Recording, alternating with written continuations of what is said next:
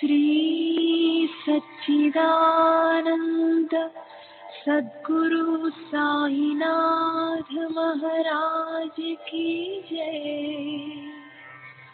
सद्गुरु श्री साईनाथुनि शरद बाबूजी की जय।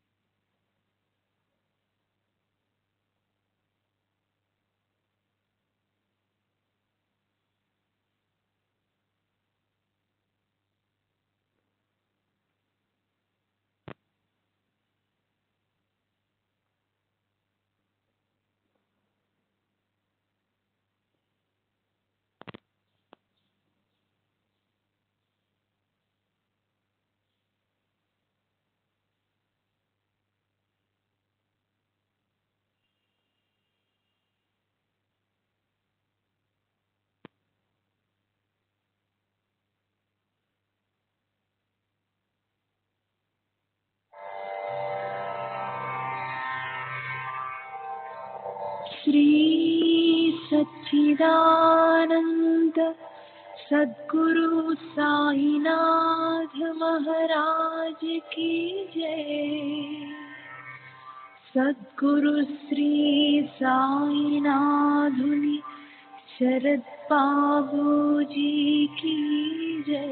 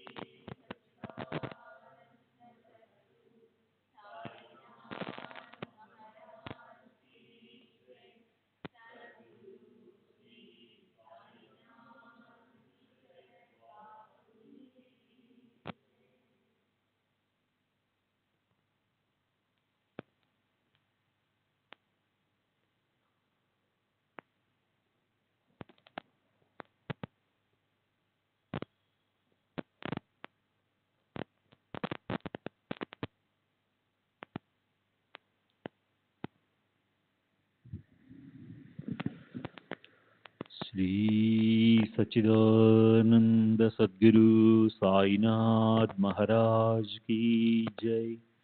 सद्गुरु श्री साईनाथ शरद बाबू जी की जय। శ్రీ సాయి భక్త అనుభవ సంహిత ఎంవి ప్రధాన్ నిన్నటి తరువాయి. ఒక గురువారం నాడు పెద్ద ఎత్తున అన్న సంతర్పణ చేసేందుకు బాబా హండీ పెట్టి వంట చేస్తున్నారు. వారు భక్తులందరినీ మసీదు నుండి తరిమివేసి ఒంటరిగా హండీ దగ్గర ఉన్నారు. ఆ సమయంలో నేను, చాందోర్కర్ కుమారులిద్దరూ మసీదులోనికి వెళుతుంటే చూస్తున్న వారందరూ ఆశ్చర్యపడ్డారు. అయితే బాబా మమ్మల్ని కోప్పడకపోగా సాదరంగా ఆహ్వానించారు. బాబా మాకు ప్రత్యేక దర్శనం ఇవ్వడానికి భక్తులందరినీ బయటకు పంపించి వేసినట్లున్నారు. తర్వాత వారేదో చిన్నగా పాడుతున్నట్లు అనిపించింది. వారు ఆ పాటను మూడోసారి పాడుతున్నప్పుడు కాయరే అప్లా కాయహు మణావే శ్రీరామ జయ రామ జయ జయ రామ అని వినిపించింది. ఆ పదాలు వినగానే ఉద్వేగానికి లోనయ్యాను. బాబా పాదాలపై నా శిరస్సు నుంచారు. నా కళ్ళలో ఆనంద బాష్పాలు పెల్లుబికాయి. బాబా పలికిన పలుకులే మా కులగురువైన హరిబువా నాకు ఉపదేశించిన మంత్రం. అంటే హరిబువా తాతగారైన ఆత్మారాంబువా మా ముత్తాత గారి గురువు. వీరి పూజ కొరకు బొంబాయి ఠాకూర్ ద్వార్లో ఒక దేవాలయం నిర్మించబడింది. ఈ విధంగా గురువు ఉపదేశించిన మంత్రం పట్ల బాబా నాలో శ్రద్ధను గౌరవాన్ని పునరుద్ధరించారు. నేను అడగకపోయినా నా ఆధ్యాత్మిక లబ్ధికై ఎంతో శ్రద్ధ కనపరచడం చూసి అశ్రు నయనాలతో బాబాకు కృతజ్ఞతలు సమర్పించడం కన్నా నేను చేయగలిగింది ఏమీ లేదు. తరువాత బాబా హండీ దగ్గర నిలబడి ఉడుకుతున్న వంటకాన్ని సమంగా కలిసేలా గరిటెతో కాక తమ చేతితో కలియబెట్టారు. అది చూసి నేను ఆశ్చర్యపోయాను. చేతితో కలియబెట్టినప్పటికీ బాబా చెయ్యి కాలలేదు, బొబ్బలెక్కలేదు. అకస్మాత్తుగా మధ్యాహ్నం బాబా మా ముగ్గురిని, నేను, చాందోర్కర్ కుమారులు బాబు, బాపు, మా ముగ్గురిని లెండికి తీసుకెళ్లారు. అది సాధారణంగా వారు లెండికి వెళ్లే సమయం కాదు. అక్కడ బాబా కొన్ని గుంటలు తవ్వి నా చేతి కొన్ని మొక్కజొన్న విత్తనాలిచ్చి ఆ గుంటలలో పెట్టించి వాటిపై మట్టి కప్పి నీళ్లు పోయమన్నారు. తర్వాత మేము మసీదుకు తిరిగి వచ్చాము. ఆ లెండి తోటనే 7-8 సంవత్సరాల తరువాత బాబా సమాధి చెందిన వెంటనే నేను కొన్నాను.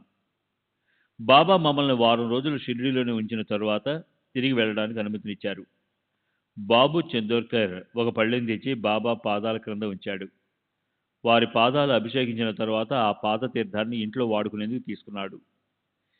ఆ విధంగా చేయడం షిరిడీలో అప్పుడున్న పద్ధతులకు భిన్నమైనది. అప్పటి వరకు ఊది మాత్రమే ఇంటికి తీసుకెళ్లేందుకు ఆమోదించేవారు. పాద తీర్థం ఆరతి సమయమప్పుడు త్రాగడానికి మాత్రమే ఇచ్చేవారు. నేను బాబును అనుసరించి మా అమ్మకు ఇతర భక్తులకు ఇవ్వడానికి పాదతీర్థం తీసుకున్నాను. మేము మన్మాడు చేరగానే పంజాబ్ మెయిల్ వచ్చింది. మా దగ్గర 3వ తరగతి టికెట్లున్నాయి. అవి తర్వాత వచ్చే రైలు ఎక్కడానికి మాత్రమే పనికొస్తాయి. కానీ మెయిల్ ఎక్కడానికి రైల్వే నిబంధనలు ఒప్పుకోవు. కానీ ఆనందంలో అవేమీ పట్టించుకోకుండా మెయిల్ ఎక్కాము. మేము బొంబాయి చేరవలసిన సమయానికన్నా 4-5 గంటల ముందు చేరాము. తరువాత ఆ సమయం ఎంతో విలువైనదని తెలుసుకున్నాను. బాబా అనుగ్రహం వల్లే మేము త్వరగా ఇంటికి చేరుకోగలిగామని భావించాము. నేను ఇల్లు చేరగానే మా అమ్మకు పక్షవాతం వచ్చిన సంగతి తెలిసింది. షిరిడీలో బాబా తమ శరీర పార్శ్వభాగమంతా బాధిస్తున్నదని చెప్పిన సమయంలోనే బొంబాయిలోని మా ఇంట్లో మా అమ్మకు పక్షవాతం వచ్చిందట.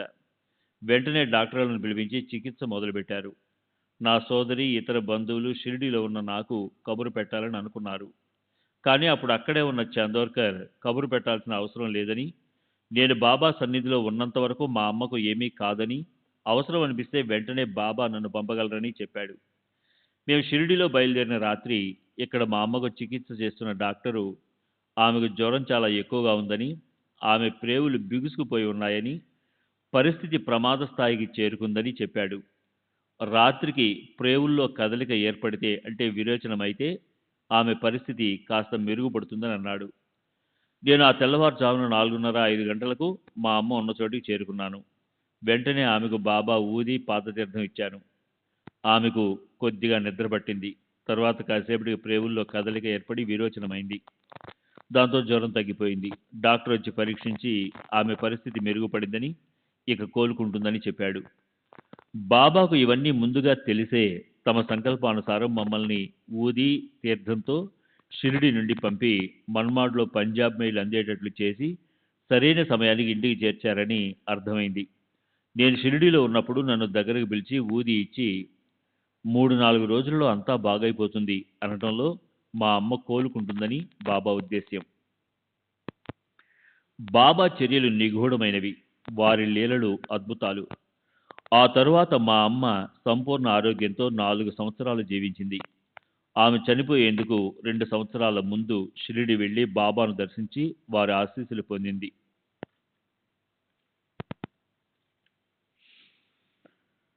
నేను ఒక్కడినే కాక మా కుటుంబంలోని వారందరూ బాబాను దర్శించి వారి ఆశీస్సులు పొందారు. నా భార్య, ఆమె సోదరి బాబా దగ్గరకు ఎలా వెళ్ళారో, నా భార్య బాబా నుంచి ప్రత్యేకంగా ఆశీస్సులు ఎలా పొందిందో మీకు ఈ సంఘటన ద్వారా తెలియజేస్తాను. ఒక రాత్రి దాసరుడు మహారాజ్ మా అమ్మ వాళ్ళ ఇంట్లో అద్భుతమైన కీర్తన నిర్వహించాడు. కీర్తనలోని కథా విషయం ఏమైనప్పటికీ మధ్యలో బాబా మహిమల గురించి, బాబా లీలల గురించి వర్ణించేవాడు. కీర్తన ముగిసిన తరువాత వారిని చాందోర్కర్ ఇతర స్నేహితులను శాంతాక్రూజ్లోనున్న మా ఇంటికి వచ్చి విశ్రాంతి తీసుకోమని ఆహ్వానించారు. అందరూ సంగీత వాయిద్యాలతో సహా మా ఇంటికి వచ్చారు. అక్కడ మరొక కీర్తన నిర్వహిస్తే బాగుంటుందని అందరూ తలచారు. ఆ కీర్తన రాత్రి 2 గంటల నుండి వేకువజామున 5 గంటల వరకు జరిగింది.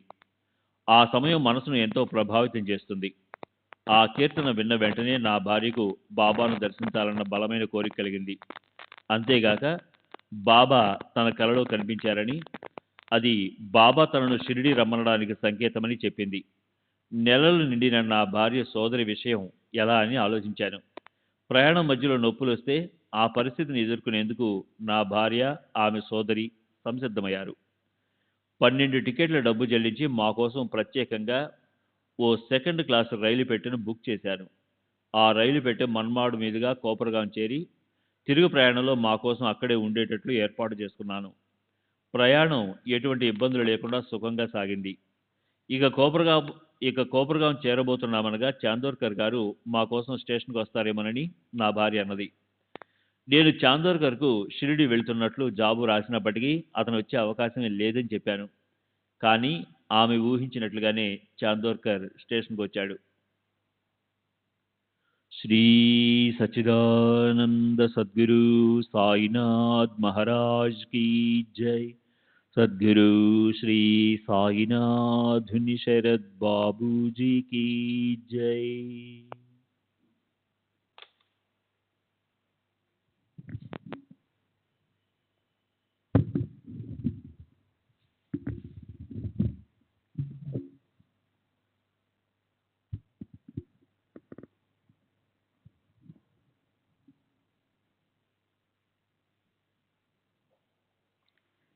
చాందోర్కర్కు సుస్థిగా ఉండటంతో షిరిడీ వెళ్ళి ఉన్నాడు. అతనికి రోజు మార్చి రోజు జ్వరం వస్తూ ఉంది. మేం షిరిడీ వెళ్ళే రోజు, అతనికి జ్వరం వచ్చే రోజు ఒకటే అయింది. అయినప్పటికీ నా ఉత్తరం అందుకున్న అతను కోపరగాం స్టేషన్కు వచ్చి మమ్మల్ని స్వాగతించేందుకు బాబా అనుమతి కోరాడు. బాబా వెంటనే అనుమతించారు. అది తెలిసి దీక్షిత్తు బాబాతో చాందోర్కర్కు జ్వరం వస్తుందని, అందువల్ల తాను స్టేషన్కి వెళ్ళి మమ్మల్ని వెంట పెట్టుకుని వస్తానని అన్నాడు. కానీ బాబా దీక్షిత్తును వద్దని, చాందోర్కర్ను మాత్రమే స్టేషన్కి వెళ్ళమని గట్టిగా చెప్పారు. చాందోర్కర్ స్టేషన్లో కలిసి మమ్మల్ని స్వాగతించి మాకు ఘనమైన ఏర్పాట్లు చేశాడు. స్త్రీలకు సౌకర్యంగా ఉండే వసతి కల్పించాడు. మేము గోదావరిలో స్నానం ఆచరించి క్షేమంగా షిరిడీ చేరాము. చాందోర్కర్ మా కోసం ఇంత శ్రమ తీసుకున్నప్పటికీ ఆరోగ్యపరంగా అతనికి కొంచెం కూడా ఇబ్బంది కలగలేదు. అంతేకాదు, చాందోర్కర్కి ఆ రోజు నుండి మళ్ళీ జ్వరం రాలేదు. మేము షిరిడీ చేరిన రోజు బాబా నా భార్యను చూపించి మాధవరావు దేశపాండేతో, ఈమె నా బాబుకు తల్లి అన్నారు. గర్భవతిగా కనబడుతున్న నా భార్య సోదరి గురించి బాబా చెప్తున్నారని చాందోర్కర్ అనుకుని ఆమెను చూపించి, మీరు మాట్లాడుతున్నది ఈమె గురించే కదా అని అడిగాడు. బాబా కాదని చెప్పి నా భార్యను చూపించి, నేను మాట్లాడింది ఈమె గురించే అన్నారు. ఆ రోజు నుండి సరిగ్గా 12 నెలలకు నా భార్య ఒక మగపిల్లవాడిని ప్రసవించింది. వాడికి బాబా నోటి నుండి వెలువడిన బాబు అన్న పేరే పెట్టాము. నామకరణ కార్యక్రమానికి దాస్గను, చాందోర్కర్ మొదలైన భక్తులందరూ వచ్చారు. ఆ కార్యక్రమం ఎంతో వేడుకగా బాబా కరుణ, గొప్పతనాన్ని స్మరించుకునే విధంగా జరిగింది. నేను మొదటిసారి షిరిడీ వెళ్ళినప్పుడు మసీదులో బాబా సన్నిధిలో ఉండగా గాలివాన వచ్చింది. ఎడతెగకుండా వర్షం కురుస్తుంది. ఇలా ఒక పావు గంట వరకు కొనసాగింది. నేనప్పుడు వర్షం ఇలాగే కొనసాగితే నదులు వాగులు పొంగుతాయి, అప్పుడు నేను బొంబాయి వెళ్ళటానికి కష్టం అవుతుంది, బాబా నన్ను తిరిగి వెళ్ళటానికి అనుమతి ఇవ్వరేమోనని అనుకున్నాను. అప్పుడు బాబా ఆకాశం వైపు చూస్తూ, ఓ దేవా, చాలు, ఇక వర్షాన్ని ఆపు. నా బిడ్డలు తిరిగి ఇళ్ళకి వెళ్ళాలి. వారు కష్టపడకుండా ఇళ్ళకి వెళ్ళని. అరే అల్లా, आखी बरासात पूरा कर, मेरे बाल बच्चे घर जाने वाले हैं, उनको सुख से जाने दे అన్నారు. అంటే బాబు అంటే బాబాకు అమితమైన ప్రేమ. అతను చనిపోయినప్పుడు బాబా చాలా బాధపడ్డారని రావు బహదూర్ సాహెబ్ చెప్పాడు. బాబు గత జన్మల వృత్తాంతాన్ని గురించి జిఎస్ కాబర్డే సాయిలీల ఆసుపత్రిలో బాబా ఇలా చెప్పారు. దైవభక్తి కలిగిన ఒక వృద్ధుడు షిరిడీలో 12 సంవత్సరాల పాటు గడిపాడు. అతని భార్య, ఎదిగిన కొడుకులు జహాల్నాలో ఉండేవారు. వాళ్ళు ఆ వృద్ధుని షిరిడీ నుండి తిరిగి రమ్మని పోరు పెట్టారు. చివరికి అతను గుర్రంపై బయలుదేరాడు. నేను అతన్ని బండిలో అనుసరించాను. కొంతకాలం గడిచిన తర్వాత ఈ వృద్ధుడు తన సోదరుని కుమార్తెను వివాహమాడాడు. వాళ్ళిద్దరికీ ఒక కొడుకు పుట్టాడు. పిల్లవానికి 6 ఏళ్ల వయసున్నప్పుడు వృద్ధుడు చనిపోయాడు. ఈ పిల్లవాని దాయాదులు అతనికి విషం పెట్టి చంపేశారు. ఆ పిల్లవాడే బాబు. దాదా కేల్కరు సోదరుని కుమారుడుగా జన్మించాడు. ఆ బాబు మరణించి తిరిగి బొంబాయిలో పుట్టాడు.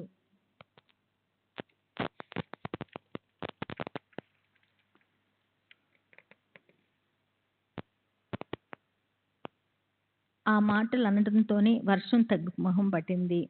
నా మదిలో మెదిలే ఆలోచనలన్నీ బాబాకు తెలుసు. తర్వాత బాబా నన్ను ఇంటికి వెళ్ళడానికి అనుమతించారు. నేను ఊదీ తీర్థం తీసుకొని పంజాబ్ మెయిల్లో ఊరికి చేరి మా అమ్మకు ఊదీ తీర్థం ఇచ్చాను. ఈ విషయాన్ని ముందే విపులంగా చెప్పి ఉన్నాను. నేను ఇంటికి తిరిగి వచ్చిన రాత్రి మా వదినకు ఒక కల వచ్చింది. ఆ కలలో కప్ని ధరించి తలకు గుడ్డ కట్టుకున్న ఒక ఫకీరు మా ఇంట్లో ఉన్నట్లు చూసిందట. నేను షిరిడీలో బాబా అనుమతి తీసుకుంటున్నప్పుడు నేను నీ వెంట వస్తాను అన్న బాబా మాటలు నిజమయ్యాయని తోచింది. బాబా మా ఇంట్లోనే ఉన్నారు.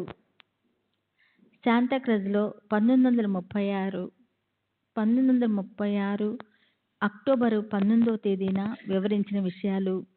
బాబా మా కుటుంబంపై చూపిన కృప అపారమైనది. బాబు పుట్టినప్పటి నుండి నా భార్య తన మెట్టినింటి ఇల్వెల్పుగా బాబాను కొలుచుకోవాలని నిర్ణయించుకుంది. మా సాంప్రదాయానుసారము ఏ స్త్రీ అయినా తన బిడ్డ పుట్టినప్పుడు గోధుమలు, టెంకాయ, పండ్లు కొంగులో కట్టుకొని అత్తవారింటికి వెళ్ళి తన మామగారి ముందు కానీ లేక వారు పూజించే ఎల్వెల్పు ముందు కానీ ఉంచాలి. కానీ నా భార్య ఈ వస్తువులన్నీ కొంగు కట్టుకొని 4 నెలల వయసున్న బాబుని తీసుకుని షిరిడీ వెళ్ళి బాబాకు సమర్పించింది. బాబా వాటిని ప్రేమతో స్వీకరించారు. అంతేకాక బాబును తమ చేతిలో తీసుకొని లాలిస్తూ, బాబు ఎక్కడికి వెళ్ళావు? నేనంటే విసుగు కలిగిందా? లేక నా మీద అడిగావా? బాబు కోటే కేలా హోతాస్, మలా కాట్లాస్ హోతాస్ కాయ్ అంటూ ముద్దాడారు. తర్వాత బాబు షిరిడీ వచ్చిన సంతోష సమయంలో వారి జేబులో నుండి 2 రూపాయలు తీసి బర్ఫీ తెప్పించి కొడుకు పుట్టిన సందర్భంలో ఎలా మిఠాయిలు పంచుతారో అలాగే బాబా అందరికీ బర్ఫీ పంచారు. ఇది 1912లో జరిగింది. ఈ సందర్భంలోనే బాబా షిరిడీ గ్రామ ద్వారాన్ని అంటే ఆర్చి చూపించి, దీనిని ఎవరు పునర్నిస్తారో వారికి అనుగ్రహం లభిస్తుంది అన్నారు. వెంటనే నా భార్య దాన్ని మేము కట్టడానికి అనుమతి కోరింది. బాబా అనుమతించారు. నేను దాని నిర్మాణ నిమిత్తము 600 రూపాయలు చందోర్కర్కి ఇచ్చాను. ఆ సమయంలోనే బాబు బంగ్లా అందంగా ఉంది, చక్కగా పూర్తయిందన్నారు. బాబా మాటల్లోని అంతరార్థం నేను ప్రస్తుతం నివాసం ఉంటున్న బంగ్లాను ఖరీదు చేయమన్నట్లు అనిపించింది.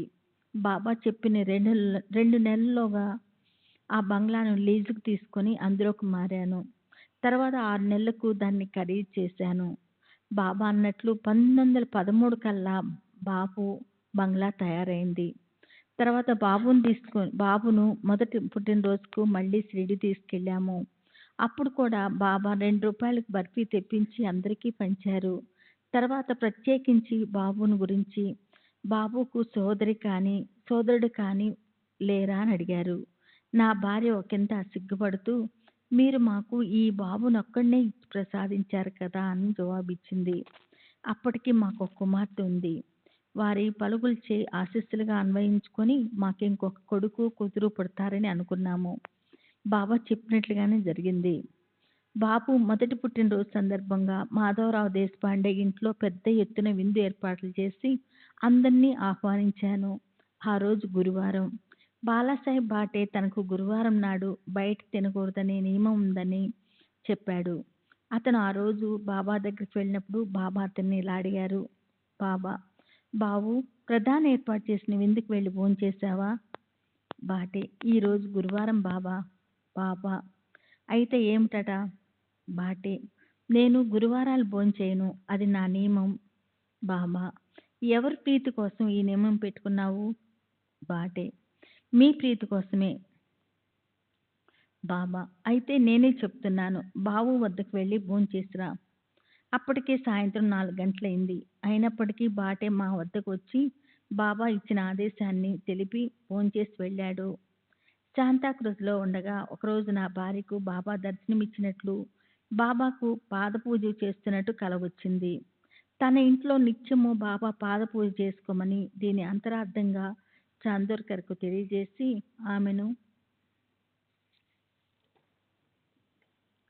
ఆమె 2 వెండి పాదుకులను తీసుకుని షిరిడీకి వెళ్ళమని చెప్పాడు. ఆమె అలాగే చేసింది.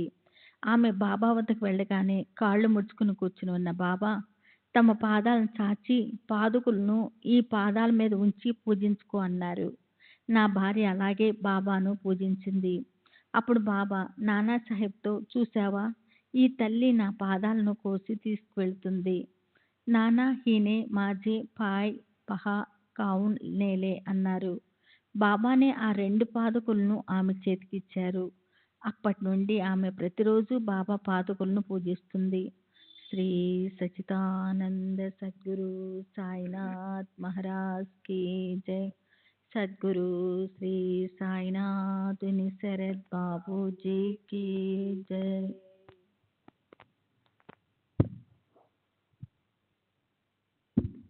శ్రీ సచ్చిదానంద సద్గురు సాయినాథ్ మహారాజ్ కీ జై. సద్గురు శ్రీ సాయినాథుని శరత్ బాబూజీ కీ జై. నేను మొదటిసారి షిరిడీ వెళ్ళినప్పటి నుండి మసీదులో బాబాతోనే భోంచేసేవాడిని. బాబా స్వయంగా తమ చేతితో పదార్థాలను తీసి మా పళ్ళెం నిండా పెట్టేవారు. ఇలా పెట్టింది చాలా ఎక్కువ పరిమాణంలో ఉండేది. విలువైన ఆ ప్రసాదాన్ని పారేయకుండా నాకు పెట్టిన దాంట్లో 35 భాగం నా మేనకోడలితో ఇంటికి పంపేవాడిని. అది మా కుటుంబానికంతా సరిపోయేది. అంతేకాక నేను తిన్న ప్రసాదంతో నా కడుపు నిండి రాత్రికి ఇక ఆకలయ్యేది కాదు. బాబా భోంచేసిన తర్వాత భోజనానంతర పలహారంగా పండ్లను ఇచ్చేవారు. నేను బాబును తీసుకు వెళ్ళినప్పుడు వాడికి వండిన పదార్థాలు సహించవని బాబా మొదట వాడికి మామిడి పండ్లు మొదలైనవి తినిపించేవారు. దాంతో వాడి కడుపు నిండేది. నాకు మరో కొడుకు, కూతురు పుట్టిన తర్వాత బాబుతో కలిసి 3 పిల్లలను తీసుకొని మసీదుకి వెళ్ళి బాబాతో భోంచేసేవాడిని. నేను చివరిసారిగా బాబాను దర్శించింది 1918 మే నెలలో. అప్పుడు నా దగ్గర 3800 రూపాయలు ఉన్నాయి. బాబా పట్టుబట్టినందువల్ల నేను అనుకున్న సమయం కన్నా ఎక్కువ కాలం షిరిడీలో గడపవలసి వచ్చింది. వాచా చెప్పకపోయినా వారి వద్ద స్పష్టంగా కనిపించే పద్ధతి ఏమిటంటే, బాబా తాము ప్రేమించిన వారి వద్ద ఉన్న డబ్బంతా తరచుగా తీసేసుకుంటారు. అందువల్ల 4 రోజులు షిరిడీలో ఉండి బయలుదేరేటప్పటికి నా దగ్గర ఉన్న డబ్బంతా అయిపోవడమే కాకుండా 1200 రూపాయలు అప్పు పడ్డాను. నేను ఈ మొత్తాన్ని నాకు పరిచయం ఉన్న పూనాకు చెందిన పశువుల డాక్టర్ వద్ద అప్పుగా తీసుకుని ఇంటికి వెళ్ళిన తర్వాత తిరిగి ఇచ్చివేశాను. బాబు అనారోగ్యంగా ఉన్నప్పుడు జరిగిన సంఘటనలు వివరిస్తాను. బాబుకు అప్పుడు 3-4 సంవత్సరాలు ఉంటాయి. బాబు తీవ్ర అనారోగ్యానికి గురయ్యాడు. మాధవ్ భట్ అనే తెలుగు పూజారి మా కుటుంబ శ్రేయస్సు కోసం మా ఇంట్లో ప్రతిరోజు మంత్రజపం, పూజ నిర్వహించేవాడు. అతడికి మా కుటుంబంతో మంచి అనుబంధం ఉండేది. అతడికి బాబుపై ప్రేమ అభిమానాలు ఉండేవి.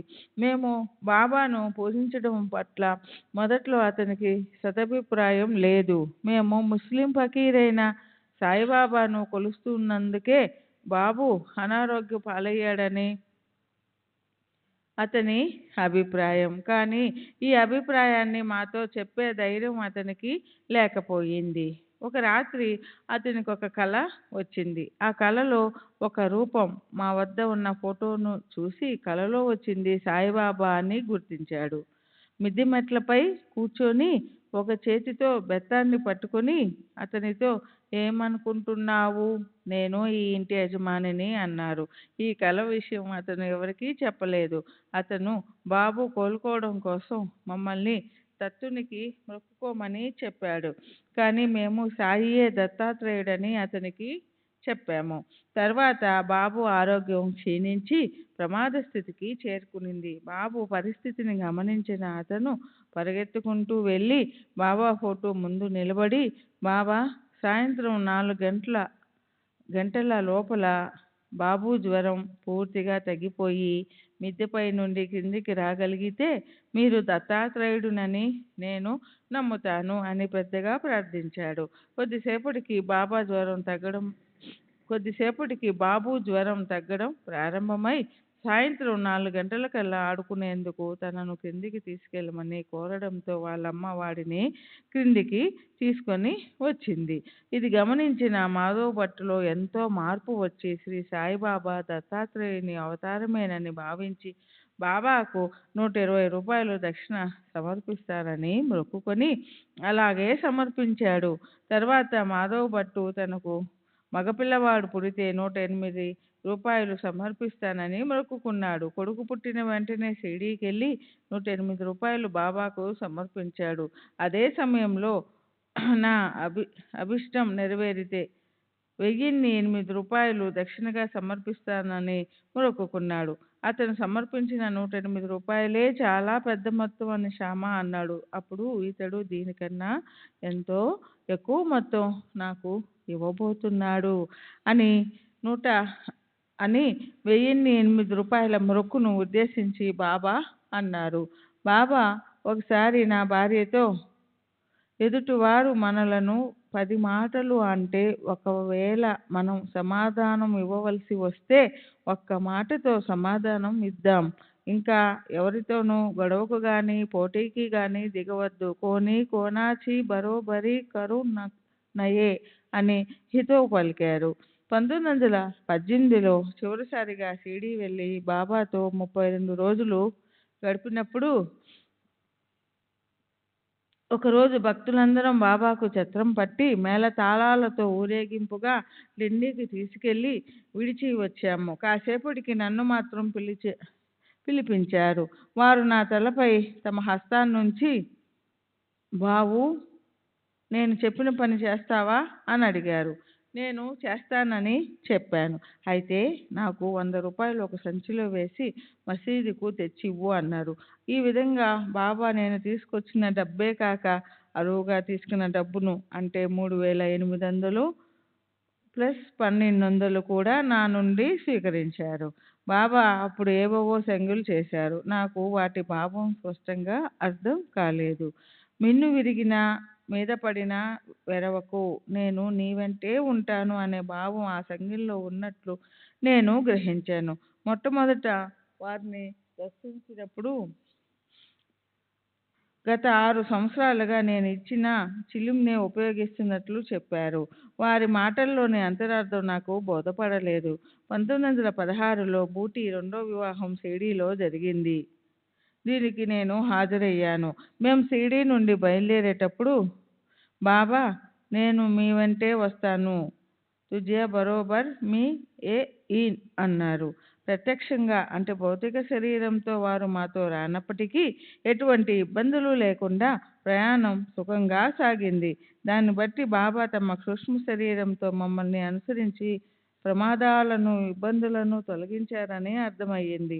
బాబా సమాధి చెందిన తర్వాత కూడా వారి ఆశీస్సుల వల్ల నేనెన్నో లాభాలు పొందాను. 1920 నుండి 1926 వరకు నేను సౌత్ సాలెంట్ 2వ తరగతి కోర్టు మ్యాజిస్ట్రేట్గా నియమించబడ్డాను. 1926 నుండి జేపీగా జస్టిస్ ఆఫీసులో పనిచేశాను. బొంబాయి శాసన మండలి సభ్యునిగా ధానా నుండి 1921-23 ఎన్నుకోబడ్డాను. 1927లో రావ్ బహదూర్ బిరుదు నాకు ప్రదానం చేయబడింది. శ్రీమతి చౌటుబాయి ప్రధాన్, శాంతా క్రూజ్. ఒకసారి నా పిల్లలందరికీ పొంగు మిజిల్స్ పోసింది. బాబు పరిస్థితి మాత్రం ప్రమాదకరంగా ఉందని డాక్టర్ చెప్పాడు. అందరూ ఆశ వదులుకున్నారు. నేను బాబాను ప్రార్థించాను. అప్పుడు బాబా కనిపించి, ఎందుకమ్మా దుఃఖిస్తున్నావు? పిల్లవాడు బాగానే ఉంటాడు. ఉదయం 6-6:30 గంటలకు వాడికి బాగా ఆహారం పెట్టు అన్నారు. బాబు ఉదయానికల్లా కులాసగా ఆడుకోసాగాడు. డాక్టర్ వచ్చి వీడిని చూసి ఆశ్చర్యపోయాడు. పిల్లవాడికి ఏ ఆహారం పెట్టవద్దన్నాడు. కానీ వాడు అన్నీ తిని అరాయించుకున్నాడు. ఒక రాత్రి 11 గంటల సమయంలో బాబా నా కలలో కనిపించి, నిద్రపోతున్నావా? లే, పిల్లవాడికి మూర్ఛ వస్తుంది అన్నారు. నేను వెంటనే లేచి పిల్లవాడిని చూశాను. జ్వరం కానీ మూర్ఛ లక్షణాలు కానీ కనిపించలేదు. కానీ బాబా హెచ్చరించినప్పుడు జాగ్రత్త పడాలి కదా, అందువల్ల వేడి నీళ్లు, నిప్పు, ఉడుక్లోన్ మొదలైనవన్నీ సిద్ధంగా ఉంచాను. మా పిల్లలందరికీ అప్పుడప్పుడు మూర్ఛలు వస్తూనే ఉంటాయి. రాత్రి 2 గంటలప్పుడు పిల్లవాడికి మూర్ఛ లక్షణాలు కనిపించాయి. అన్నీ సిద్ధంగా ఉంచుకోబట్టి అవి అర్ధగంటలో తగ్గిపోయాయి. రాబోయే ప్రమాదం గురించి బాబా ముందుగానే హెచ్చరించి నా బిడ్డను కాపాడారు. ఇలా బాబా తరచూ మాకు సహాయపడుతూ ఉండేవారు. ఒకసారి బాబా నా కలలో కనిపించి వారి పాదాలకు పసుపు, కుంకుమ పెట్టమన్నారు. కలలో నేను వారిని అలాగే పూజించాను. నా కల విషయం చాందర్కర్కు చెప్పగా ఆయన, వెండి పాదుకలను తీసుకొని షిరిడీకి వెళ్ళు, అవి బాబా ముందుంచి వాటిని తెచ్చి పూజించుకో అన్నారు. నేను అలాగే చేశాను. బాబా తమ పాదాలను ముందుకు చాపి పాదుకలను తమ పాదాలపై పెట్టి పూజించుకోమని చెప్పారు. నేను పూజించుకున్నాను. బాబా వాటిని తిరిగి నాకు ఇస్తూ నానాసాహెబ్తో, చూసావా నానా, ఈ తల్లి నా 2 పాదాలను కోసి తీసుకెళ్తుంది. నానా హీనే మాజే పాయ్ పహో కాపున్ నేలే అన్నారు. ఒకరోజు మసీదులో బాబా ఆగ్రహంతో కేకలు వేస్తున్నారేమోనని నేను భయపడ్డాను. కానీ ఆ రోజు వారు అలా ఏమీ చేయకుండా, చూసావా, నేను ఎవరిపైనా కోప్పడలేదు, కేకలేయలేదు, అవునా అన్నారు. మరొక రోజు మసీదులో బాబాను పూజిస్తున్నాను. వాడాలో నా బిడ్డ ఏడుస్తూ ఉండడం బాబాకు తెలిసి నన్ను పూజ మధ్యలో ఆపి ఇంటికి వెళ్ళు అని పంపించి వేశారు. నేను వెళ్ళి బిడ్డను సముదాయించి మసీదుకి తిరిగి వచ్చాను. బాబా, ఇప్పుడు పూజ చేసుకో అన్నారు. ఓసారి టైఫాయిడ్ జ్వరం నుండి అప్పుడే కోలుకుంటున్న మా అబ్బాయిని షిరిడీకి తీసుకువెళ్ళదలిచాము. డాక్టర్ వద్దని చెప్పాడు. కానీ మేము పిల్లవాడిని షిరిడీకి తీసుకువెళ్ళాము. రైల్లో వాడికి జ్వరం వచ్చింది. అందరూ చెప్తున్నా వినకుండా పిల్లవాడిని తీసుకొచ్చాను. ఇప్పుడు వాడికి ఏమన్నా అయితే నా పిచ్చితనాన్ని చూసి నలుగురు నవ్వుతారేమోనని భయపడ్డాను. వాడు జ్వర తీవ్రతతో పడుకునే ఉన్నాడు. కనీసం కూర్చోలేకపోతున్నాడు. మేము షిరిడీ చేరి బాబా వద్దకు వెళ్ళేటప్పటికీ పిల్లవాడు కోలుకొని లేచి నిలబడగలిగాడు. బాబా, ఇప్పుడు నిన్ను చూసి ఎవ్వరు నవ్వరు అన్నారు. రైల్లో ప్రయాణించేటప్పుడు నా మదిలో మెదిలిన ఆలోచనల గురించి బాబాకు తెలుసు. 16/10/1918 అంటే బాబా మహాసమాధి చెందిన మరుసటి రాత్రి బాబా మరణిస్తూ కనిపించారు. నేను బాబా చనిపోతున్నారు అని అరిచాను. అప్పుడు బాబా మహాత్ముల విషయంలో చనిపోయారని అనకూడదు, సమాధి చెందారని అనాలి అన్నారు. బాబా శరీరం నిశ్చలంగా ఉంది. చుట్టూ భక్తులు చేరి రోధిస్తున్నారు. నాకు చాలా బాధ కలిగింది. తర్వాత నేను రాత్రి 12:30 గంటల సమయంలో నిద్ర నుండి మేల్కొన్నాను. ఉదయం అన్నా చించినీకర్ నుండి జాబు వచ్చింది. బాబా 15/10/1918 విజయదశమి రోజున మధ్యాహ్నం 3 గంటలకు సమాధి చెందినట్లు అందులో ఉంది. శ్రీ సచ్చిదానంద సద్గురు సాయినాథ్ మహారాజ్ కీ జై. సద్గురు శ్రీ సాయినాథుని శరత్ బాబూజీకి జై. 19/10/1918 రాత్రి బాబా నా కలలో కనిపించి నాకు 3 రూపాయలు ఇచ్చారు. కలలో డబ్బు తీసుకోవడం అశుభంగా తోచి నేను బాధపడుతున్నాను. అప్పుడు బాబా, తీసుకో, కానీ నీవు డబ్బాలో దాచిన డబ్బంతా నాకు పంపు అన్నారు. మరుసటి రోజు నేను అలాగే దాచుకున్న డబ్బంతా షిరిడీలో జరిగే కార్యక్రమాల కోసం పంపాను. నాకు పై కల వచ్చిన రాత్రే బాబా నా సోదరి కలలో కనపడి తమ సమాధిపై కప్పేందుకు పసుపు పచ్చని పీతాంబరాన్ని పంపమని ఆదేశించారు. మేము అలాగే చేశాము. శాంతా క్రూజ్లో ఉండగా నా ప్రసవ సమయంలో నాకు సహాయంగా ఒక మంత్రసాని, ఒక నర్సు నియమింపబడ్డారు. పురిటి నొప్పులతో 4 రోజులు బాధపడ్డాను, కానీ ప్రసవం కాలేదు. నర్సు భయపడసాగింది. ఆమె నా సోదరి దగ్గరికి వెళ్ళి నొప్పులు ప్రారంభమై 4 రోజులు కావస్తున్నా ప్రసవం కావడం లేదని, మా వారి ద్వారా వెంటనే డాక్టరుకు కబురు పెట్టడం మంచిదని చెప్పింది. నా సోదరి బాబా పటం ముందు ఆర్తిగా ప్రార్థించింది. వెంటనే ఎవరి సహాయం లేకుండా నాకు ప్రసవమైంది. బాబా శక్తికి, కరుణకి నేను, నర్సు ఆశ్చర్యపోయాము. శ్రీ సాయి లీలా మాసిక్ పత్రికలో శ్రీ ప్రధాన్ గారు మాధవ్ భట్ అనే తెలుగు పూజారిలో వచ్చిన పరివర్తన గురించి తెలిపిన వివరాలు. మాతో పాటు మాధవ్ భట్ అనే తెలుగు బ్రాహ్మణుడు ఉండేవాడు. అతను వృద్ధుడు, పరమశివ భక్తుడు. రాత్రింబవళ్ళు రుద్రాభిషేకం మొదలైన పూజలు చేస్తూ గడిపేవాడు. 1912లో 7 ఏళ్ల వయసున్న నా కుమారుడు బాబు అస్వస్థతకు లోనయ్యాడు. మేము ఇంటిలో ముసల్మానును పూజిస్తున్నందువలన శివుడు ఆగ్రహానికి గురయ్యామని, అందుకే బాబు అస్వస్థుడు అయ్యాడని భట్టు భావించేవాడు. ఒక రాత్రి బాబు జ్వరం తీవ్రమై ప్రమాద స్థితి ఏర్పడింది.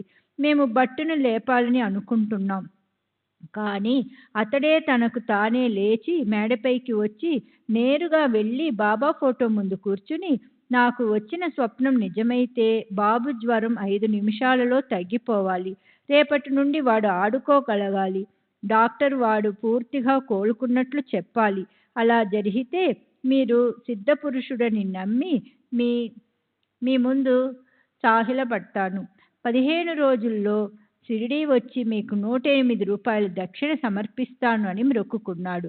భట్టు తనకు వచ్చిన కల గురించి చెప్పాడు. ఒక ముసల్మాను బాబా వాళ్ళ దుస్తులు ధరించి దండము చేతబూని తన పడక దగ్గరికి వచ్చి లేపాడు. తరువాత మేడపైకి మెట్లు ఎక్కుతూ, నీకేం తెలుసు, ఈ ఇల్లు నాది, ఈ బిడ్డను నేనే ప్రసాదించాను, నీవు పిల్లవాడి రోగం నయం చేయగలవని అనుకుంటున్నావా, ఆ పిల్లవాడు నావాడు, ఆ విషయం నీకు వెంటనే నిరూపిస్తాను అని పైకి వెళ్ళాడు. దాంతో తాను మేల్కొని బాబా పటం దగ్గర ప్రార్థించడం జరిగిందని భట్టు చెప్పాడు. అతను ప్రార్థించిన గంట తరువాత బాబు జ్వరం, దగ్గు తగ్గిపోయాయి. పిల్లవాడు చురుకుగా ఆడుకోసాగాడు. ఇది చూసి భట్టు నేరుగా బాబా పటం దగ్గరికి వెళ్ళి సాష్టాంగ నమస్కారం చేశాడు. తరువాత మొక్కు తీర్చడానికి షిరిడీ వెళ్ళాడు. బాబా భట్టుని చూసిన వెంటనే, ఇతడు నన్ను కుక్క అని, పిల్లి అని, ముసల్మానునని అంటున్నాడు అని భక్తులతో చెప్పారు. బాబా అంతర్యామిత్వానికి భట్టు ఆశ్చర్యచకితుడై వారి పాదాలపై పడి నమస్కరించాడు. అప్పుడు బాబా క్షేమతో, ఈ భట్టు నన్ను రోజుకు ఎన్నిసార్లు పూజిస్తాడు అన్నారు. తరువాత భట్టు బాబాని ఇలా ప్రార్థించాడు. మొదటిది, తనకు ఒక కుమారుడు పుడితే 108 రూపాయలు దక్షిణ సమర్పించుకుంటానని, రెండవది తన యజమాని అయిన శ్రీ ప్రధాన్ గారి కోరిక నెరవేరితే దానికి 10ంతల డబ్బు దక్షిణగా సమర్పించుకుంటానని మొక్కుకున్నాడు. అదే రోజు మధ్యాహ్నం మసీదుకి వెళ్ళి బాబాను దర్శించాడు. బాబా అతనిని దక్షిణ అడిగారు. శ్యామ బాబాతో ఆ ఉదయమే భట్టు దక్షిణ సమర్పించాడని చెప్పాడు. అతడు ఉదయం ఇచ్చింది చాలా చిన్న మొత్తం, అతడు ఇంకా పెద్ద మొత్తమే మనకి ఇవ్వబోతున్నాడు అని బాబా అన్నారు.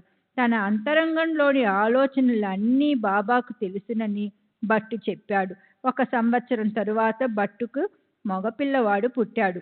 భట్ షిరిడీ వెళ్ళి బాబాకు 108 రూపాయల దక్షిణ సమర్పించాడు.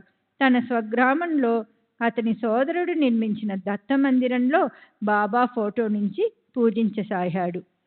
ఆగస్టు 6వ తేదీ 1936 Rao Bahadur Harivinayaka Sathe, retired deputy collector, Deccani, వయస్సు 81 సంవత్సరాలు, జననం 1855, బ్రాహ్మణుడు, ప్రస్తుత నివాసం 108 శుక్రవారపేట, పూనా.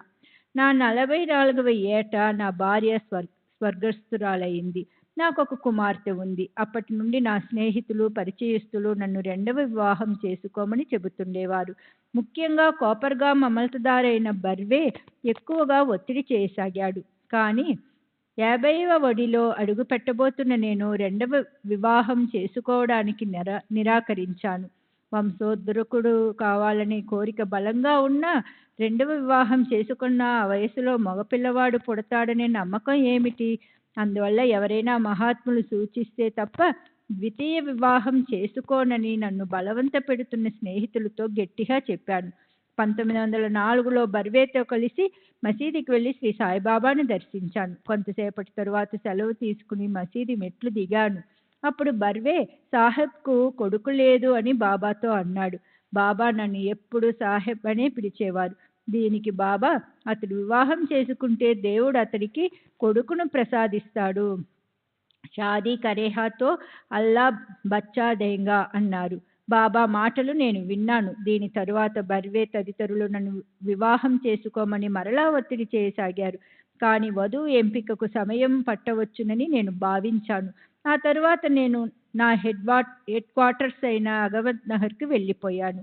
ఆ సంవత్సరాంతరంలో ఒక ప్రముఖ జ్యోతిష్కుడు పూనా వచ్చి ఉన్నాడని తెలిసింది. నేను వెళ్ళి అతనిని సంప్రదించాను. అతడు నాకు, మా అమ్మాయికి గతంలో జరిగిన విషయాలన్నీ యథాతథంగా చెప్పాడు. అంతేకాకుండా నా జాతక చక్రం పరిశీలించి నాకు 50వ సంవత్సరం తరువాత కొడుకు పుడతాడని కూడా చెప్పాడు. అది మరలా వివాహం చేసుకోవాలన్న నా నిర్ణయాన్ని మరింతగా బలపరిచింది.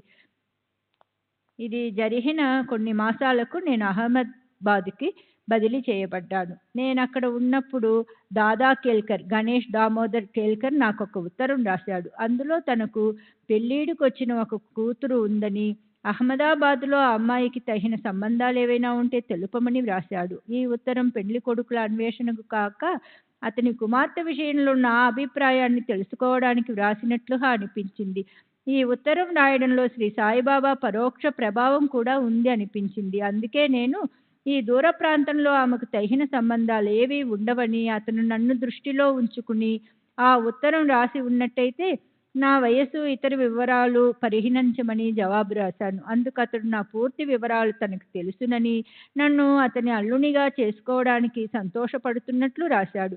అలాగైతే తన కూతురుని షిరిడీ తీసుకెళ్లి శ్రీ సాయిబాబాకు చూపించి వారు అనుమతి తీసుకోవలసినదని, బాబా అనుమతి లేనిదే వివాహం చేసుకోనని జవాబు రాశాను. అప్పుడు దాదా కేల్కర్కు బాబా పట్ల వ్యతిరేక భావం ఉండేది. తన కుమార్తెను నాకు ఇవ్వడానికి బాబా అనుమతించరని, దాని వలన ఆ వివాహం జరగదేమోనని సందేహించాడు. అందువల్ల వాయిలోని బ్రాహ్మణ పండితుని, అతని బావమర్దిని సంప్రదిస్తానని చెప్పాడు. అందుకు నేను ఒప్పుకోలేదు. బాబా వద్దకు వెళ్ళి వారు అనుమతి తీసుకోవలసిందేనని పట్టుబట్టాను. దాంతో కేల్కర్కు తన కుమార్తెని తీసుకుని షిరిడీకి వెళ్ళవలసి వచ్చింది. షిరిడీ చేరి మాధవరావు సహాయంతో బాబా అనుమతి కోసం వేచి ఉన్నాడు. దాదా కేల్కర్ బాబా వద్దకు వెళ్ళగానే అమ్మాయిని అహ్మదాబాద్ పంపు అని బాబా అన్నారు. అంటే నాతో వివాహం చేయమని పరోక్షంగా తెలిపారు. బాబా అనుమతించారన్న సమాచారం నాకు అందింది. ఆ తరువాత 1905లో నా 50వ సంవత్సరంలో నాకు దాదా కేల్కర్ కుమార్తెతో వివాహమయ్యింది. తరువాత నాకు ఒక కుమారుడు, కుమార్తెలు కలిగారు. శ్రీ సచ్చిదానంద సద్గురు సాయినాథ్ మహారాజ్ की जय। सद्गुरु श्री साईनाथ निसरत बाबू जी की जय। శ్రీ సచితానంద సద్గురు సాయినాథ్ మహారాజ్ కి జై। సద్గురు శ్రీ సాయినాథ్ నిసరత్ బాబూజీ కి జై। సాటేవాడ బాబాకు ఇష్టమైన వేప చెట్టు సమీపంలో గ్రామ సరిహద్దు గోడ ఉండేది. అది చాలా వరకు శిథిలమైంది. ఒకసారి బాబా నాతో ఆ గోడను పడగొట్టి నిర్మించు అన్నారు. శిథిలమై ఉన్న ఆ గ్రామ సరిహద్దు గోడను కూల్చి నిర్మించటమని బాబా ఆదేశమని నేను అర్థం చేసుకున్నాను. అంత పెద్ద గోడ నిర్మించడానికి నేనేమి ప్రభువును కాదు కదా అని తలచి మౌనంగా ఉండిపోయాను. కానీ బాబా ఉద్దేశం అది కాదని, గ్రామ గోడను కలుపుతూ ఒక వసతి గృహం మాత్రమే నిర్మించమని వారు సూచించినట్లుగా తర్వాత నేను తెలుసుకున్నాను. నేను అక్కడున్న స్థలాన్ని కొని గోడను కలుపుతూ వేప చెట్టుకు ఒకవైపున వసతి గృహాన్ని నిర్మించాను. వేప చెట్టు దగ్గర ఉన్న సమాధి తమ గురువు సమాధి అని బాబా చెప్పారు. వేప చెట్టు చుట్టూ చిన్న అరుగు కట్టి భక్తులు పూజించుకునేందుకు చిన్న గూడు నిర్మించి పక్కగా భవంతి నిర్మించాను. ఆ భవంతిలో కొంత భాగం సమాధిపైకి వచ్చింది. వారి గురువు పేరు కూడా నాతో చెప్పారు, కానీ నాకు గుర్తులేదు. పేరులో చివరి అక్షరం షాతో కానీ సాతో కానీ పూర్తవుతుంది. బహుశా అది వెంకుస అయి ఉండవచ్చు. నేను షిరిడీ వెళ్ళి కొంతకాలం అక్కడ నివసించాను. అప్పుడు రోజు బాబాకు పూజ చేసి ఆరతి ఇవ్వటం జరుగుతుండేది. అయితే తర్వాత కొన్ని రోజులకు గాని గురు పూర్ణిమ రోజున బాబాకు ప్రత్యేక పూజలు ఉత్సవంగా చేసుకోవడం మొదలవ్వలేదు. ఒక గురు పూర్ణిమ రోజున బాబా మా మామగారిని దాదా కల్కర్ను పిలిచి, ఈ రోజు గురు పూర్ణిమని నీకు తెలియదా? పూజా సామాగ్రిని తెచ్చి గురు పూజ చేసుకో అని ఆదేశించారు. మేమందరం ఆ రోజు గురు పూజ చేసుకున్నాము. అప్పటి నుండి గురు పూర్ణిమ రోజున భక్తులందరూ బాబాను పూజించటం మొదలైంది. అది ఈనాటికి కొనసాగుతుంది. బాబా నన్నెప్పుడు హరీబా మొదలైన పేర్లతో పిలిచేవారు కాదు. వారు ఎప్పుడూ నన్ను సాహెబ్ అనే పిలిచేవారు. నేను మరికొందరు భక్తులు బాబా చెంత ఉండగా దేవుని తత్వం గురించి, సాధనా చతుష్టాయం, వివేక వైరాగ్యాలు, సమాధి స్థితి, ముముక్షుత్వం, బ్రహ్మము, సచ్చిదానందము మొదలైన వాటి గురించి బాబా సుదీర్ఘంగా ప్రసంగించినట్లు సంత్ కథామృత గ్రంథంలో వ్రాసి ఉంది. అది సత్య దూరం. బాబా నా దగ్గర ఇలాంటి విషయాల గురించి ఎప్పుడూ మాట్లాడలేదు. ఇతరుల దగ్గర మాట్లాడారో లేదో నేనెరుగను. తరువాత భక్తలీలామృత గ్రంథంలోని 31వ అధ్యాయంలో నా వివాహాన్ని గూర్చి వ్రాయబడిన విషయం వాస్తవం కాదు. దానిని నన్ను సంప్రదించకుండానే వ్రాశారు. వ్రాసిన తరువాత కూడా నాకు చూపించలేదు. నేను ఇంతకు ముందు మీతో చెప్పిన విషయాలే వాస్తవాలు. నా వివాహం జరగటానికి 1905 తర్వాత నాలో వచ్చిన గొప్ప మార్పుకు బాబానే మూల కారణం. అప్పటి నుండి వారే నా విధి నిర్ణేత, సూత్రధారి. నా ప్రాపంచిక, ఆధ్యాత్మిక, ఉద్యోగ, కుటుంబ విషయాలన్నిటిలో వారి రక్షణ, మార్గదర్శకత్వాన్ని ఆకాంక్షిస్తూ వారినే ప్రగాఢంగా నమ్మి నా బరువు బాధ్యతలన్నీ వారిపై మోపాను. షిరిడీలో వాడకట్టిన తరువాత నేను, నా కుటుంబము, మా మామగారు 1906 నుండి 1916 వరకు అక్కడ నివసించేటప్పుడు మా చుట్టూ ఉన్న వాళ్ళు ఈర్ష్య, ద్వేషాలు, పగ, ప్రతీకారాలు ఎదుర్కోవలసి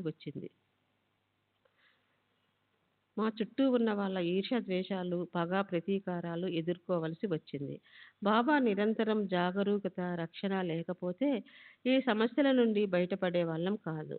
ఎన్నో సందర్భాలలో బాబా అద్భుత రీతిలో సహాయం అందించారు. ఇటువంటివి కొన్ని చెబుతాను. 1990 లేక 1910, 1909 లేక 1910లో జరిగిన సంఘటన ఇది. అప్పుడు నేను రెవెన్యూ కమిషనర్ శ్రీ కర్టిస్, జిల్లా కలెక్టర్ ఒక కమిటీగా ఏర్పడి ఉన్నాము. ఒకరోజు ఈ కమిటీ మన్మాడులో సమావేశమయ్యేందుకు నిర్ణయించబడింది. మన్మాడులో సమావేశం ముగిసిన తర్వాత ఇతర ప్రాంతాలకు వెళ్ళవలసి ఉంది. సమావేశానికి ముందు రోజు నేను షిరిడీలో ఉన్నాను. బాబా అభ్యంతర పెట్టరని తలచి మన్మాడ్ వెళ్ళడానికి అనుమతి కోసం మా మామగారిని బాబా దగ్గరికి పంపాను. అతను తిరిగి వచ్చి బాబా అనుమతి ఇవ్వలేదని చెప్పాడు. ఇది పెద్ద పెద్ద అధికారులతో కూడుకున్న పనని, సమావేశానికి వెళ్ళకపోతే ఉద్యోగం ఊడుతుందని చెప్పాను. మా మామగారు మరలా బాబా వద్దకు వెళ్ళి నా ప్రయాణం గురించి అడిగి చూశారు. కానీ బాబా అనుమతించలేదు. పైగా మన్మాడ్ వెళ్ళకుండా నన్ను గదిలో బంధించి ఉంచమన్నారట. ఇలా 3 రోజులు నన్ను షిరిడీలో ఉంచిన తరువాత మన్మాడ్ వెళ్ళేందుకు బాబా అనుమతించారు. నేను మన్మాడ్ వెళ్ళి విచారిస్తే సమావేశం జరగవలసిన రోజు అధికారులెవ్వరూ రాలేదని, నిర్ణయించిన కార్యక్రమంలో మార్పు జరిగి సమావేశం వాయిదా పడిందని తెలిసింది. పాత కార్యక్రమాన్ని అనుసరించి తదుపరి విడుదలలో బస చేయడానికి కావలసిన గుడారం తదితర సామాగ్రిని రైలు ద్వారా మన్మాడ్ నుండి ఇతర నిర్ణీత ప్రదేశాలకు పంపే ఏర్పాట్లు అప్పటికే నేను చేసి ఉన్నాను. కానీ ఆశ్చర్యకరంగా రైల్వే అధికారుల పొరపాటు వలన అవి పంపబడలేదని, మన్మాడ్లోనే ఉన్నాయని తెలుసుకున్నాను. ఇది నా మంచికే జరిగింది. ఒకవేళ అవి పంపబడి ఉంటే వాటిని వెదికి తిరిగి తెప్పించుకోవడానికి నానా అవస్థలు పడవలసి వచ్చేది. కాబట్టి మన్మాడ్ వెళ్ళినందువలన నాకు జరిగిన నష్టమేదీ లేదు. ఒక్క మనశ్శాంతి కోల్పోవడం తప్ప. అంతేకాక షిరిడీలో నా కుటుంబంతో సాయిబాబా సన్నిధిలో ఎక్కువ సమయం గడపగలిగాను. నేను షిరిడీలో ఆగిపోవటం వలన నష్టపోతాననుకోవటం నా అజ్ఞానం అనిపించింది. కానీ త్రికాలజ్ఞులైన బాబాకు జరగబోయేదంతా తెలుసు. కావున వారే ఈ ఏర్పాటంతా చేశారు. ఇలాంటి సంఘటనలు మనకు బాబాపై ఉన్న నమ్మకం దృఢపడేందుకు తోడ్పడతాయి. శ్రీ సచ్చిదానంద సద్గురు సాయినాథ్ మహారాజ్ కీ జై. సద్గురు శ్రీ సాయినాథుని శరత్ బాబూజీ కీ జై. శ్రీ సచ్చిదానంద సద్గురు సాయినాథ్ మహారాజ్ కీ జై. సద్గురు శ్రీ సాయినాథుని శరత్ బాబూజీ కీ జై. ఉద్యోగరీత్యా నాకు రావాల్సిన ప్రమోషన్ రాలేదని ఎంతో అసంతృప్తిగా ఉండేది. విసుగు చెంది ఈ విషయం సాయిబాబాకు తెలియజేసి నేను ఉద్యోగానికి రాజీనామా చేస్తానని కూడా చెప్పాను. బాబా అలా చేయవద్దని, నాకు త్వరలోనే ప్రమోషన్ వస్తుందని చెప్పారు. కొన్నాళ్లకు బాబా చెప్పినట్లుగా నా సీనియర్లను మించి వ్యవసాయ సూపరింటెండెంట్గా నాకు ప్రమోషన్ ఇచ్చి కొల్హాపూర్ బదిలీ చేశారు. నా జీతం 100 రూపాయలు పెరగడమే కాకుండా నా సీనియర్ల కంటే నాకు ఎక్కువ పింఛను కూడా లభించింది. నా పింఛను విషయంలోనూ నాకొక సమస్య ఎదురయ్యింది. పింఛను శాఖ వారు నా పర్మనెంట్ ఉద్యోగమైన డిప్యూటీ కలెక్టర్ ఉద్యోగాన్ని ప్రతిపాదికగా తీసుకొని పింఛను మంజూరు చేశారు. కానీ నేను చివరగా నిర్వహించిన ఉన్నత పదవిని వారు పరిగణలోనికి తీసుకోలేదు. ఫలితంగా నాకు రావాల్సిన దానికన్నా పింఛను 50 రూపాయలు తగ్గింది. ఈ విషయం నేను సాయిబాబాకు చెప్పాను. ఇలా తక్కువ పింఛను తీసుకునే బదులు అసలు పింఛనే తీసుకోవడం మానివేస్తానని అన్నాను. బాబా ఆ 50 రూపాయలు కూడా తప్పక మంజూరు అవుతాయని, అల్లా మేలు చేస్తాడని చెప్పారు. నేను రెవెన్యూ కమిషనర్ అయిన కట్టీస్కు అప్పీలు పిటిషన్ పంపాను. అతని సిఫారసుతో నా పింఛను మొత్తం పూర్తిగా మంజూరైంది. బాబా ఎవరి మనసునైనా ప్రభావితం చేయగలరు, ఏదైనా చేయగలరు. మేగుడు విరంగాలో నేను డిప్యూటీ కలెక్టర్గా పనిచేస్తున్నప్పుడు మేఘశ్యాముడనే బ్రాహ్మణ భక్తునితో పరిచయం అయింది. అతను నిరంతరం నమశివాయ అనే పంచాక్షరి మంత్రాన్ని జపిస్తూ ఉండేవాడు. అతనికి గాయత్రి మంత్రం, సంధ్యావాచడం వంటివి కూడా తెలియవు. అతని శ్రేయస్సు కోరి గాయత్రి మంత్రాన్ని, సంధ్యావాచడాన్ని నేర్పించాను. శివారాధన చేసుకోవడానికి అతనిని బ్రోచ్ అనే ఊరికి పంపుతూ దారి ఖర్చులకు 8 రూపాయలు ఇచ్చాను. అతను ఎప్పుడూ ఒంటి కాలుపై నిలబడి శివుని ధ్యానించేవాడు. శ్రీ సాయిబాబా పరమశివుని అవతారంగా షిరిడీలో వెలిసి ఉన్నారని, వారిని ఒకసారి దర్శించి రమ్మని చెప్పి అతనిని షిరిడీ పంపించాను. కానీ బ్రోచ్ రైల్వే స్టేషన్లో సాయిబాబా మహమ్మదీయుడని విన్నాడు. నిష్కపటి ఆచారపరుడు అయిన అతను ఒక ముసల్మానుకు నమస్కరించాలన్న ఆలోచనతోనే తీవ్రంగా కలత చెంది తనను షిరిడీకి పంపవద్దని నన్ను వేడుకున్నాడు.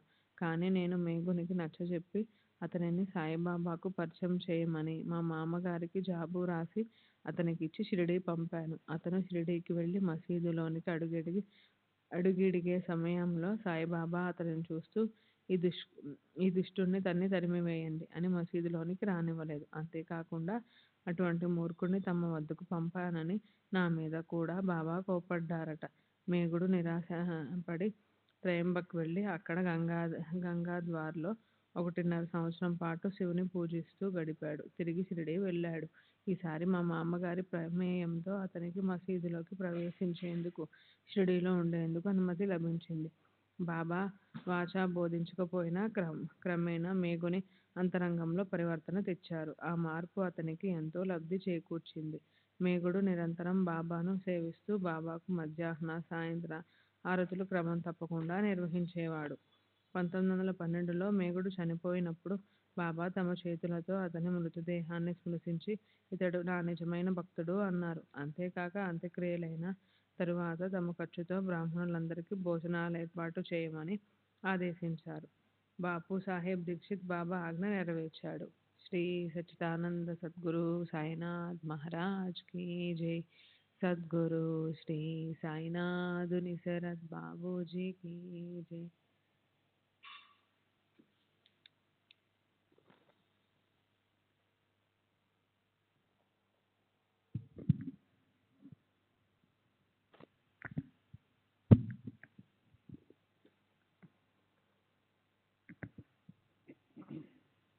श्री सच्चिदानंद सद्गुरु साईनाथ महाराज की जय. सद्गुरु श्री साईनाथ निशरद बाबूजी की जय. షిరిడీ విడిచుట. బాబా సర్వరాజలాంఛనాలతో వైభవంగా మసీదు నుండి చావడికి వెళ్తున్నప్పుడు నేను బాబా దర్బారు యొక్క రాజదండాన్ని పట్టుకొని బాబా ముందు నడిచేవాడిని. అంతటి విశిష్టమైన సేవ నాకు లభించిందని చాలామందికి నాపై అసూయగా ఉండేది. వాళ్ళు మరికొందరు గ్రామస్తులు కలిసి నానావళిని నాపై ఉసిగొలిపి నన్ను బాధించి అవమానించుట ద్వారా షిరిడీ నుండి తరిమివేయాలని కుట్ర పన్నారు. ఒకసారి చావడి ఉత్సవంలో నేను బాబా దర్బారు రాజదండాన్ని పట్టుకొని బాబా ముందు నడుస్తున్నాను.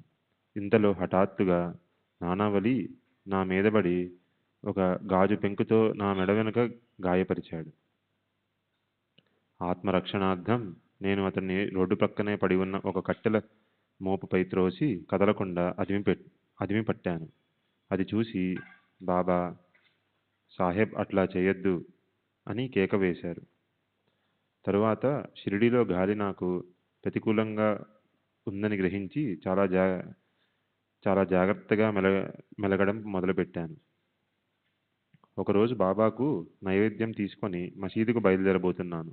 ఇంతలో మా మామగారు దాదా కేల్కర్ పరుగున వచ్చి నన్ను మసీదుకు వెళ్ళవద్దని, అక్కడ మసీదు ద్వారం బయట నానావళి నన్ను చంపడానికి ఒక గడ్డలి చేత పట్టుకొని నిలబడి ఉన్నాడని చెప్పాడు.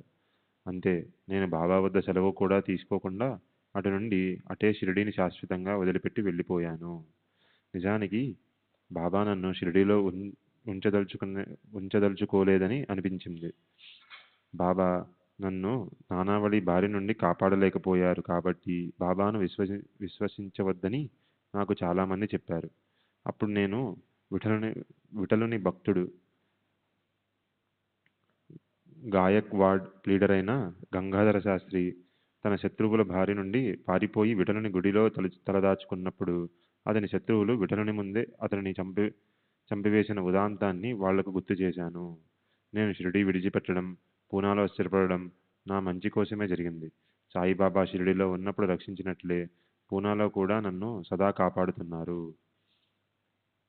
1916 ప్రాంతంలో అనుకుంటాను, ఉద్యోగరీత్యా పూనా సమీపంలోనున్న కోట్రుడ్ అనే ప్రదేశానికి వెళ్ళాను. నా వసతి కొరకు మంగులు కడజాతి వారు పవిత్రమైన ఔదంబర వృక్షం కింద గుడారం వేశారు. అంతేగాక గుడారపు త్రాళ్లను ఆ చెట్టుకు కట్టి దానిని అపవిత్రం చేశారు. అప్పుడు నాకు ఆ విషయం తెలియదు. దాని తర్వాత నాకు దురదృష్టకర సంఘటనలు ఎన్నో జరిగాయి. ఇలా ఇలా ఎందుకు జరుగుతున్నాయో విచారించిన తర్వాత నాకు అసలు విషయం తెలిసింది. నేను బాబాను ప్రార్థించాను. వారు నా కలలో కనిపించి మొదట ఒక బ్రాహ్మణుని పిలిపించి ఆ చెట్టు శుద్ధి చేసేందుకు పూజలు జరిపించమన్నారు. తరువాత ఆ చెట్టు మొదట్లో దత్తుని పాదుకలు ప్రతిష్ఠించమని చెప్పారు. నేను వారు చెప్పినట్లుగా చేశాను.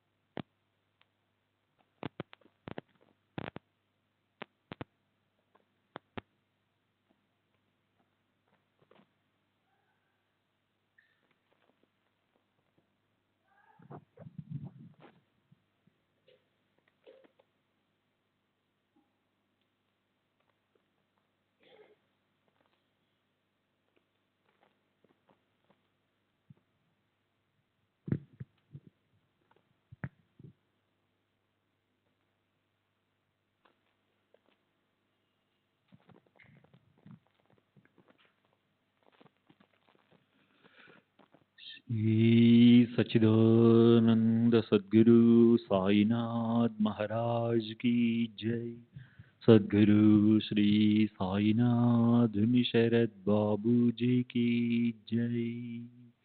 साई रहम नजर करना, बच्चों का पालन करना। साई रहम नजर करना, बच्चों का पालन करना।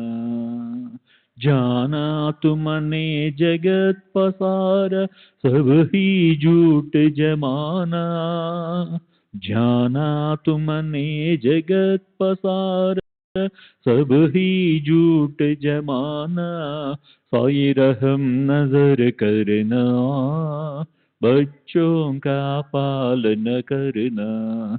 साई रहम नजर करना, बच्चों का पालन करना। मैं अंधा हूँ बंदा आपका, मुझसे पथ दिखलाना। मैं अंधा हूँ बंदा आपका, मुझसे पथ दिखलाना। साई रहम नजर करना, बच्चों का पालन करना। साई रहम नजर करना, बच्चों का पालन करना। दास गणों कहे अब क्या बोलूं, थक गई मेरी रसना। दास गणों कहे अब क्या बोलूं, थक गई मेरी रसना। साई रहम नजर करना, बच्चों का पालन करना। साई रहम नजर करना, बच्चों का पालन करना, रहमो नजर करो अब मोरे साई, तुम बिना नहीं मुझे माँ बाप बाई, रहमो नजर करो। मैं आंधा हूँ बंदा तुम्हारा, मैं आंधा हूँ बंदा तुम्हारा, मैं ना जानू मैं ना जानू मैं ना जानू अल्लाह इलाही, रहमो नजर करो, रहमो नजर करो अब मोरे साई, तुम बिना नहीं मुझे माँ बाप बाई, रहमो नजर करो।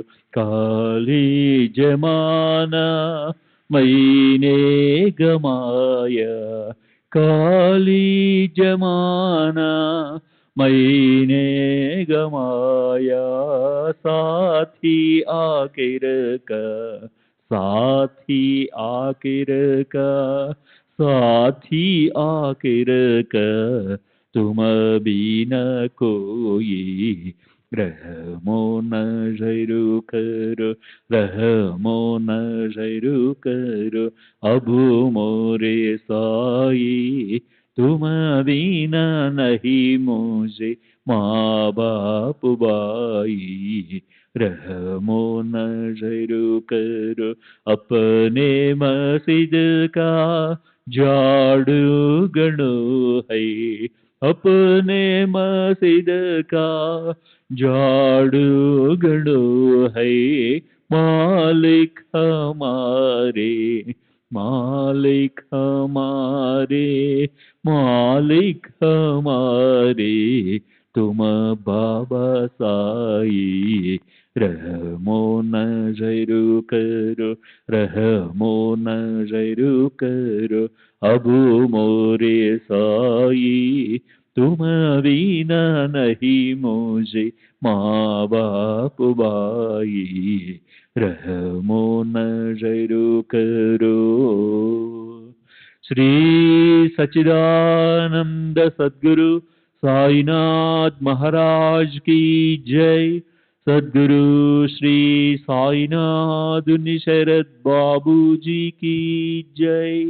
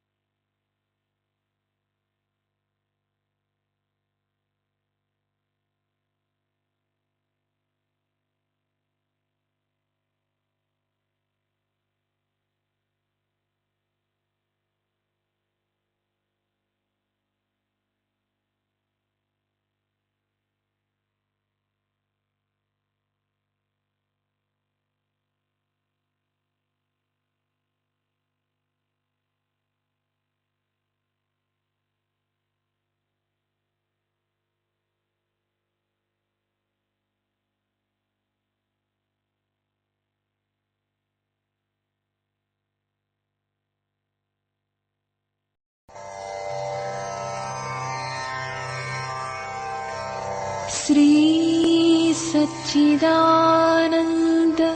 सद्गुरु साईनाथ महाराज की जय। सद्गुरु श्री साईनाथुनि शरद बाबू जी की जय।